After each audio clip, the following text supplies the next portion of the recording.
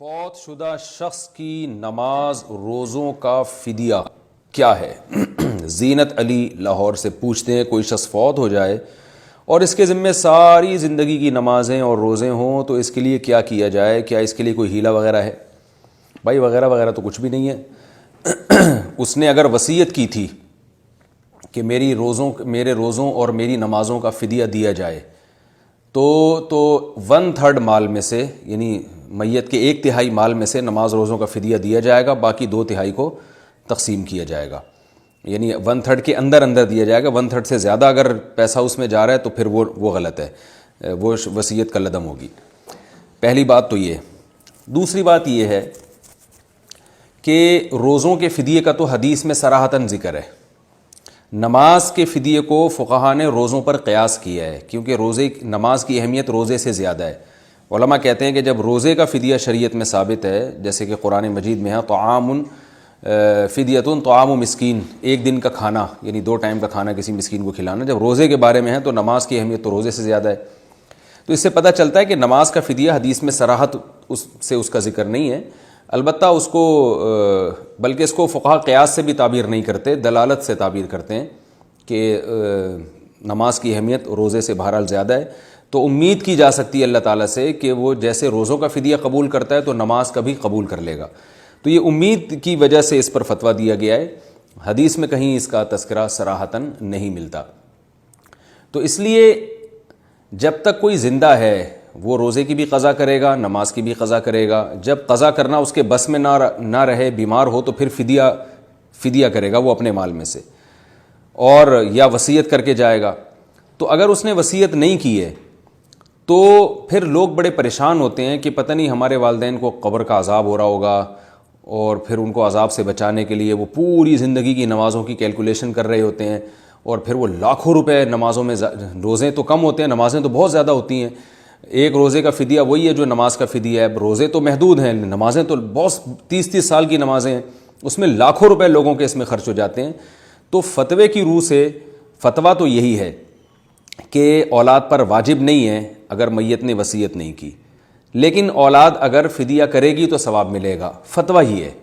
لیکن میں ایک مشاہدے پر مبنی ایک حقیقت کی وجہ سے جو فتویٰ دیتا ہوں وہ یہ دیتا ہوں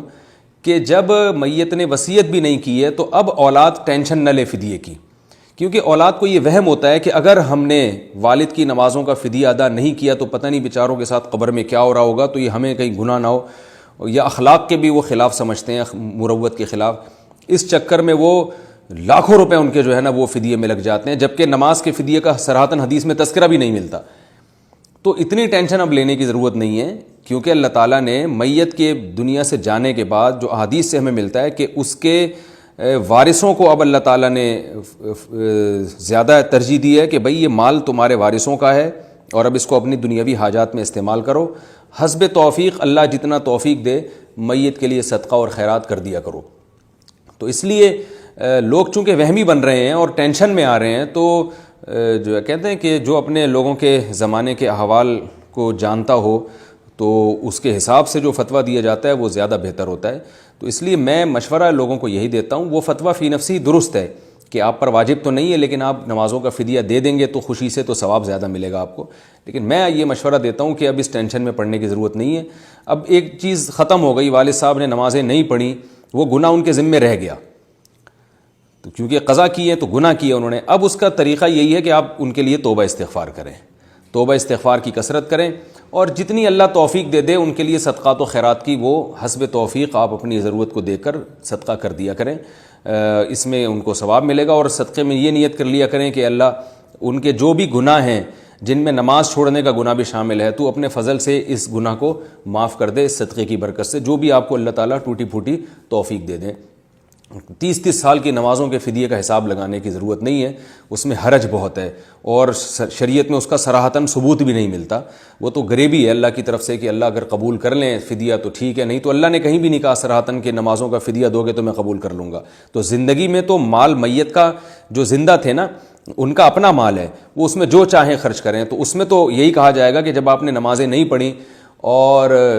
آپ کے ذمے رہ گئیں اور آپ قضا پڑھنے کی اب طاقت ختم ہو گئی تو آپ فدیہ ادا کریں۔ تو زندگی میں تو اسی پر فتویٰ دیا جائے گا کہ نماز میں احتیاط کا پہلو اس کو ترجیح دی گئی ہے، اور آپ اپنے مال میں سے اب احتیاط کا تقاضا یہی ہے کہ نمازوں کا فدیہ ادا کریں جب آپ میں نماز ادا کرنے کی قدرت ہی ختم ہو گئی ہے۔ لیکن مرنے کے بعد حکم چینج ہو جائے گا، اور وہ حکم یہی ہے کہ اب وارثوں پر بہرحال لازم نہیں ہے، کیونکہ میت نے وصیت نہیں کی تھی، اور وصیت بھی کی ہو تو 1/3 سے ہے، 1/3 سے زیادہ وہ وصیت بھی کالعدم ہے، کیونکہ وارثوں کا نقصان ہو رہا ہے۔ تو اس لیے وارثوں کو ٹینشن لینے کی ضرورت نہیں ہے، اب والدین کے لیے بس مغفرت کی دعا کا اہتمام کریں، اور حسب توفیق جتنی اللہ توفیق دے والدین کے لیے صدقہ کریں، اور اللہ سے توبہ استغفار کرتے رہیں کہ اللہ تعالیٰ ان کے گناہوں کو معاف کرے۔ اور یہ جو والدین نے وراثت چھوڑی، اب آپ اپنی معیشت میں، اپنے کاموں میں اس کو استعمال کریں، اپنے بچوں کے مستقبل میں، اپنے مستقبل میں۔ جو اللہ تعالیٰ کا ایک حکم ہے، جو شریعت کا ایک اصل مزاج ہے کہ وارثوں کو اب شریعت جو ہے وہ ترجیح دیتی ہے، وہ تو چلے گئے، جو عمل کرنا تھا کر لیا، رہا یہ جب شیطان وسوسہ ڈالے کہ ان کو قبر میں عذاب نہ ہو رہا ہو نماز چھوڑنے کا، تو اس کے لیے توبہ کا دروازہ ہے، اللہ تعالیٰ سے ان کے لیے مغفرت کی دعا مانگی جائے، مغفرت کا دروازہ کھلا ہوا ہے، دعاؤں کا دروازہ کھلا ہوا ہے۔ ولد صالح یدعو لہ، حدیث میں آتا ہے نیک اولاد جو والدین کے لیے دعا مانگتی ہے وہ دعائیں قبول ہوتی ہیں۔ تو اب گڑ گڑا کے دعا مانگے، اللہ ان سے جو نمازیں چھوٹ گئیں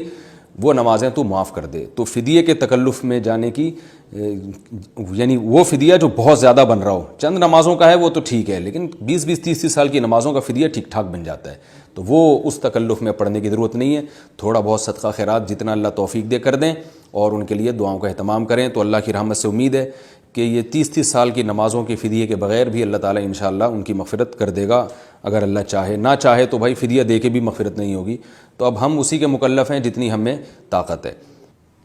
باقی رہا یہ مسئلہ کہ نماز اور روزوں کا فدیہ ہے کتنا، تو قرآن نے بیان کیا ہے فدیۃ طعام مسکین،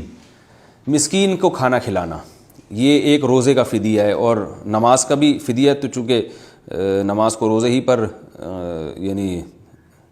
قیاس کیا گیا ہے، یہ اصطلاحی قیاس نہیں ہے،